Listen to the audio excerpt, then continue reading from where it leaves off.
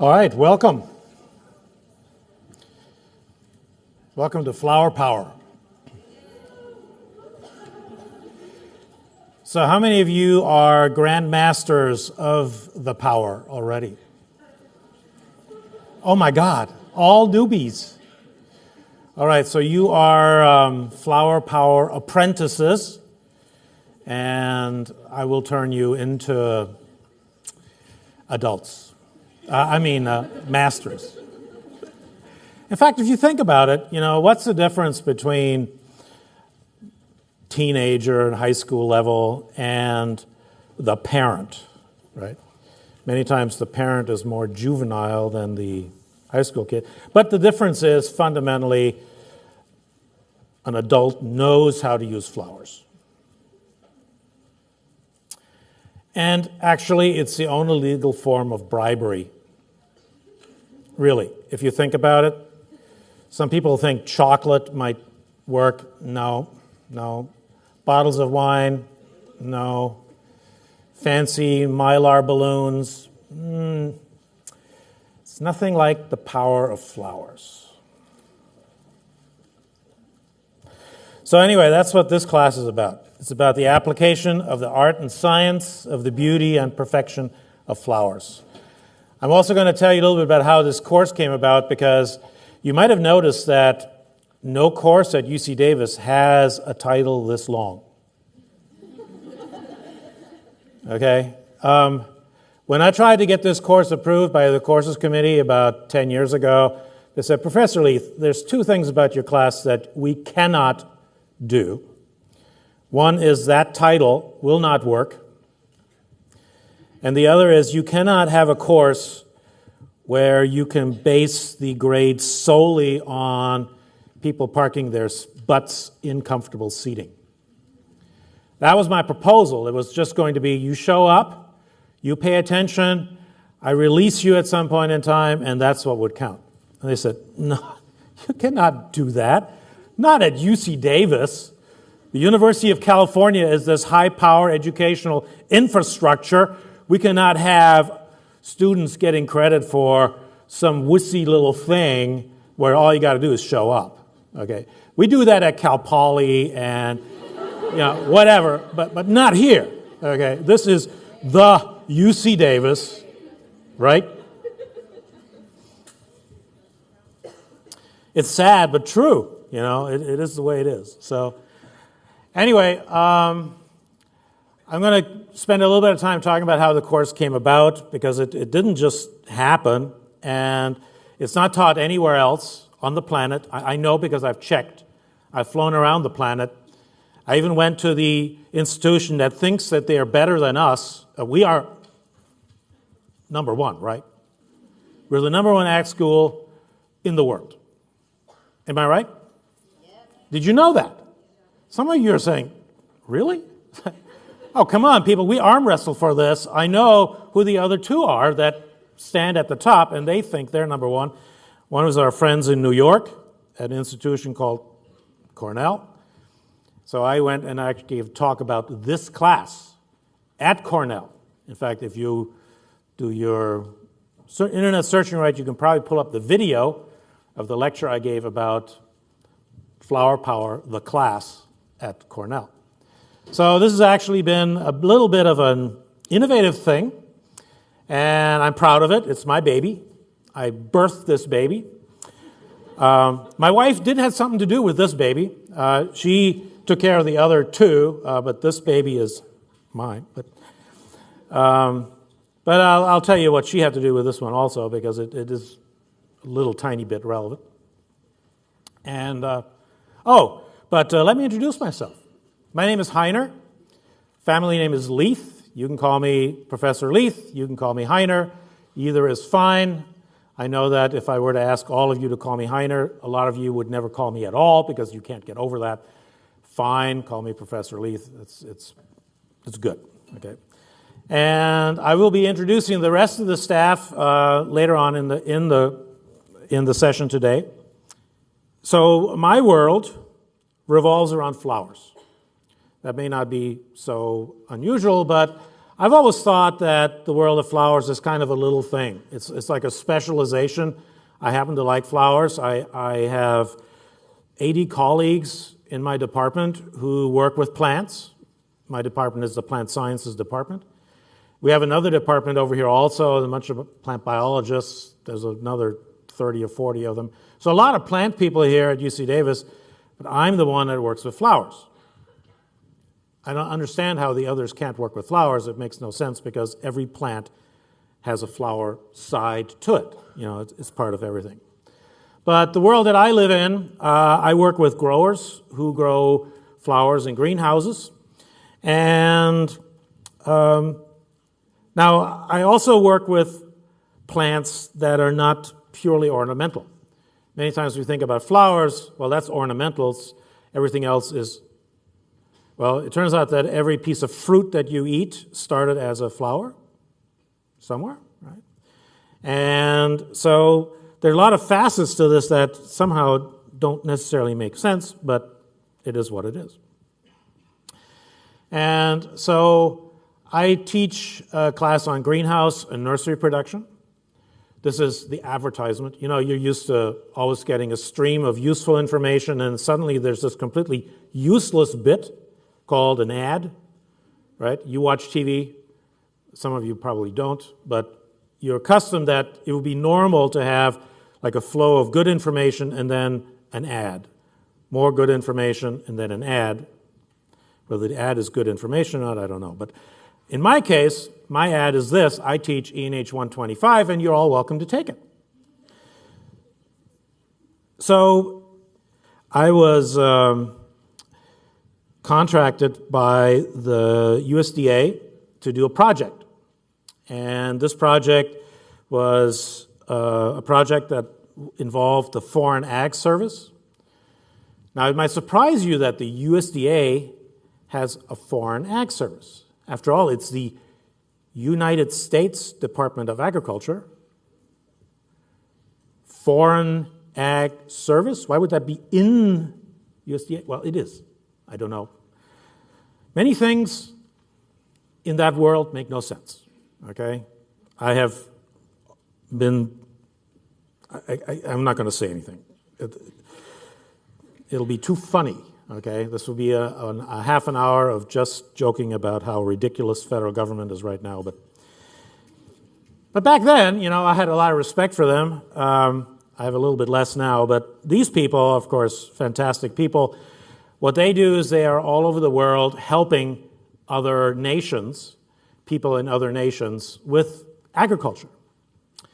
And if you think about it, you know, what drives people into war? How many of you have been or come from a country that has experienced war in the last 20 years? See, there are people. Yes, here in this very room, okay? And in fact, I went to a country called Montenegro. I used to start this lecture by asking, anybody know where Montenegro is? And virtually nobody knew where that was. And then I would ask, does anybody know what it is? Is it a city or a county or a state? Well, it's a country, okay? And anybody know where it is? Not many. A few people, okay. Some people probably from the geography department or no? Okay. But so Montenegro is a country and it is in the Balkans. I see all these blank stares. Balkans. Where the heck is the Balkans?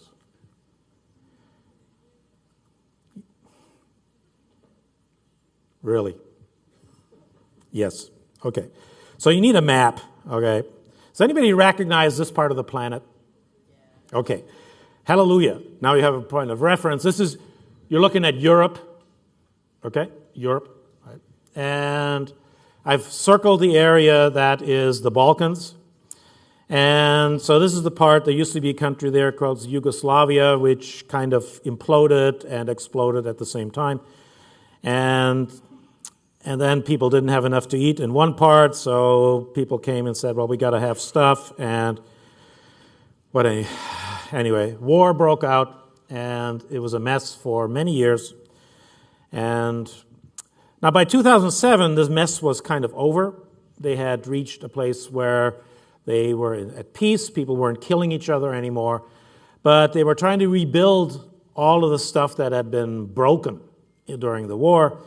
And in particular, they were very interested in developing some sort of system where the farmers would have the capacity to provide food for the nation. In that case, the nation being Montenegro, but there's also Serbia, there's Herzegovina, there's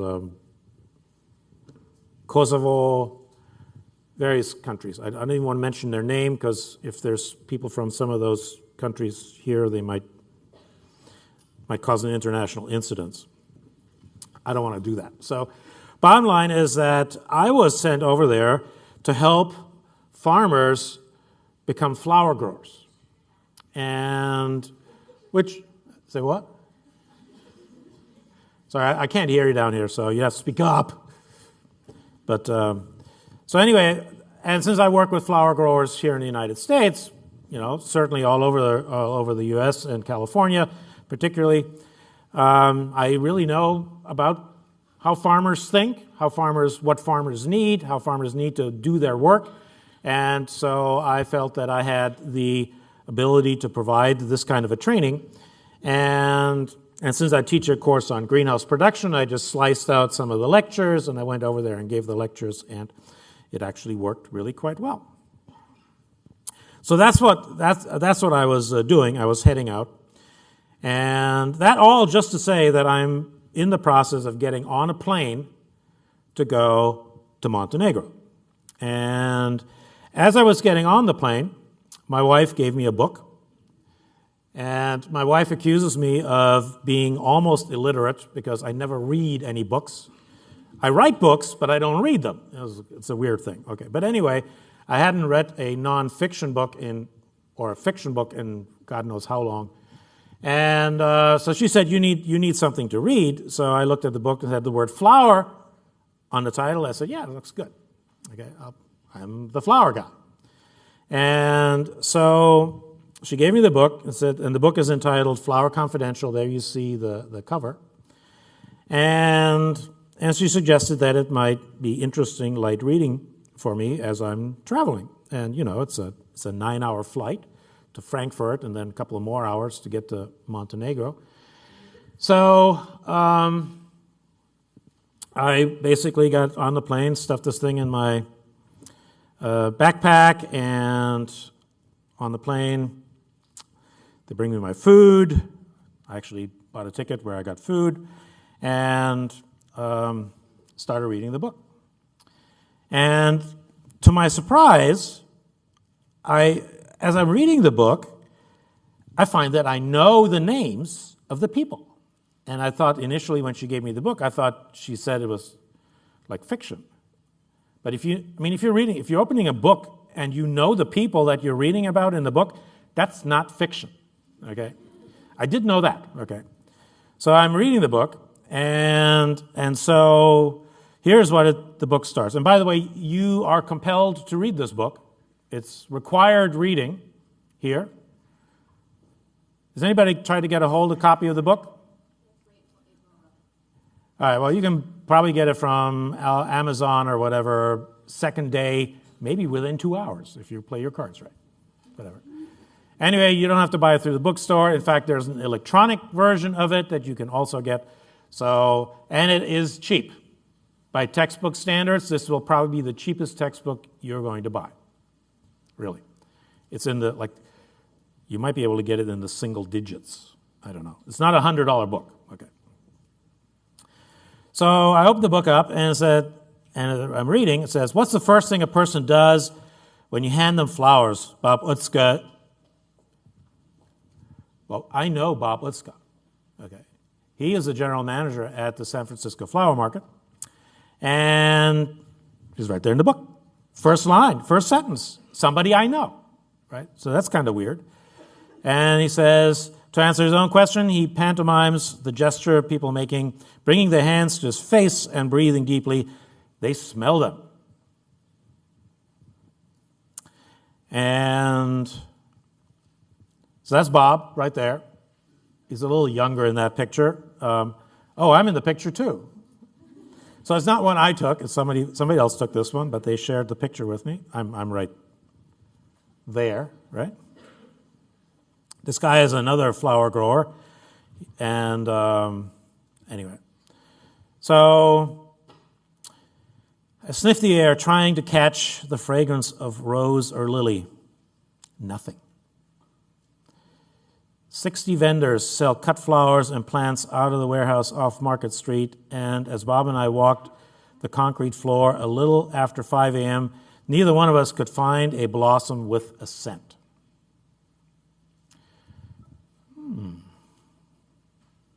These flowers all have been bred for the industry, Bob said.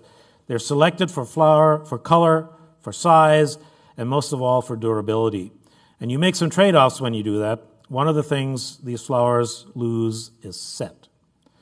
So the breeders have created these flowers by breeding and have developed varieties that have no scent. But you know what? He said as he continued down the hall past carts loaded with buckets of hydrangeas and sunflowers. People still want to believe that flowers smell good. I've seen somebody put their face right into a bunch of Leonidas and say, "Ooh, they smell wonderful." But I know that rose. It's got gold petals with coppery edges. It was bred for fall weddings, and it doesn't have any fragrance at all.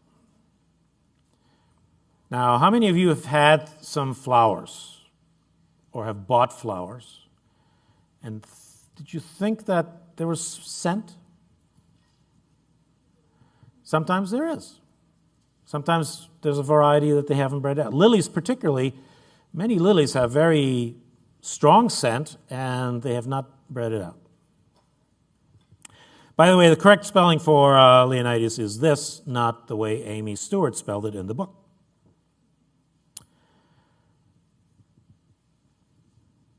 What's she looking at?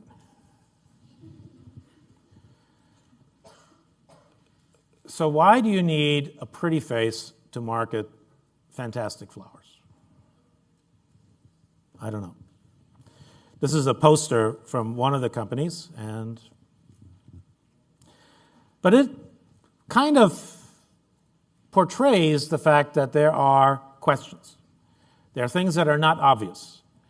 For one thing, when we deal with flowers, it brings nature into our lives, or when you're giving flowers to somebody, you're bringing nature to them in some sense. But then what I'm telling you here is that it's all in some way artificial. Okay? If you're getting a whole bunch of flowers, these spectacular roses like this, they were bred. Are they still natural at that point? And so basically the book Flower Confidential, it was an expose. It's an expose of the flower industry. And for me to read the book, I kind of felt that I had to read the book because, it's one of those things, you start reading a book and some of your friends show up in the text. Ultimately, you're going to show up somewhere. Okay? So that was my biggest worry as I was reading this thing, that she had somehow figured something out about me and was going to be disclosing it in the book without advising me. But fortunately, that did not happen. So you can read it assured that I'm not in the book.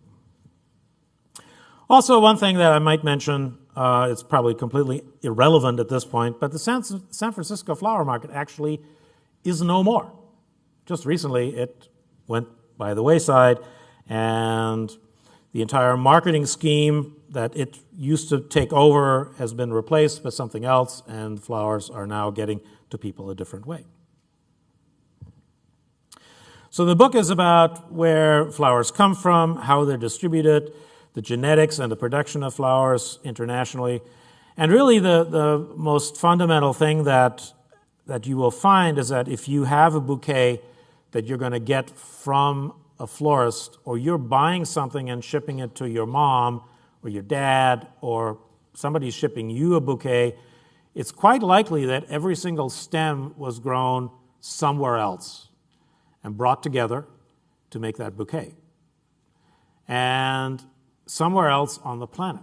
Because right now, most of these flowers that we're buying in North America actually are grown in South America. And therein lies a whole other story that I'm also going to tell you during this quarter, because an entire industry had to change as this was happening.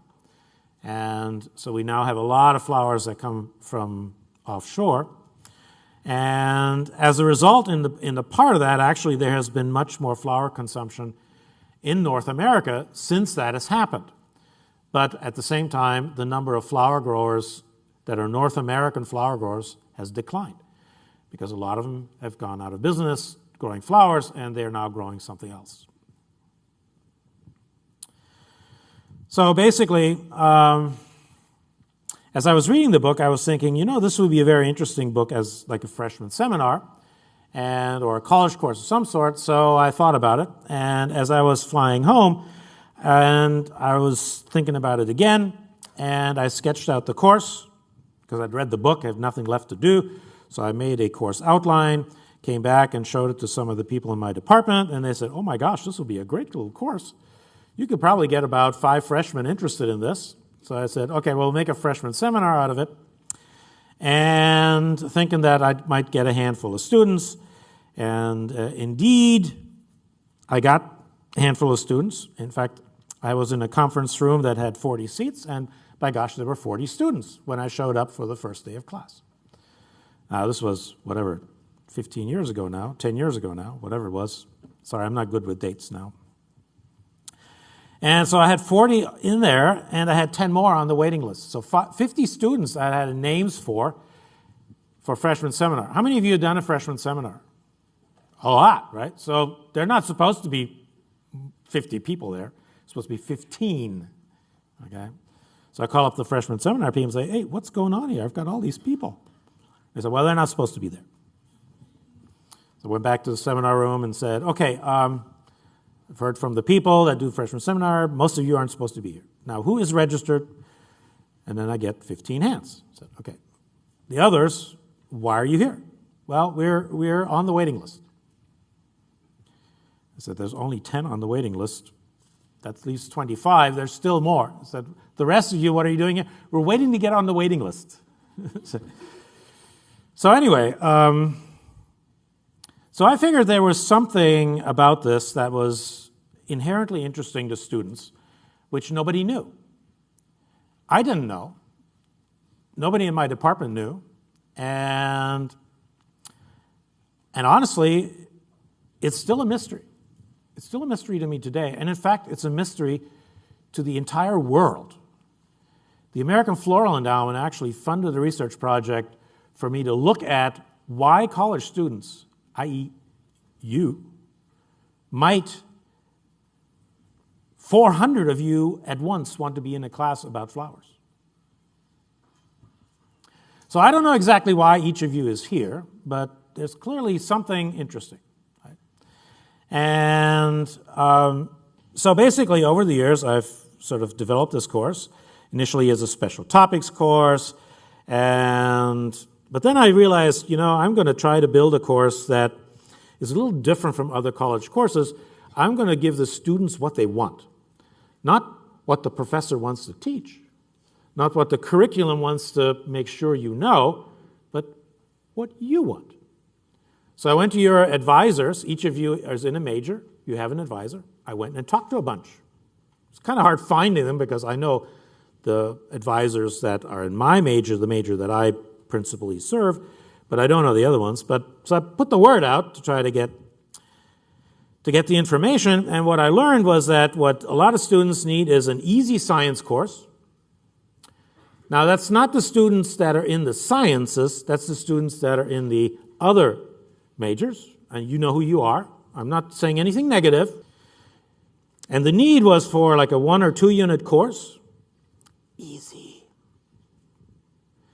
And then I started talking to students, and students told me, well, we want the material to be interesting. We want the class to be not stressful. We want it to be useful. It's like a dream course, right? Is that why you're here? It's like a dream course. It's got all these properties, right? The preference was for pass and no pass. Limited conflict with other courses, so that meant not in the mornings, not on Monday afternoons or Wednesday afternoons, late on either Tuesday or Thursday or Wednesday. Yeah. So enough about the course. Well, not enough about the course. Let's go over the syllabus.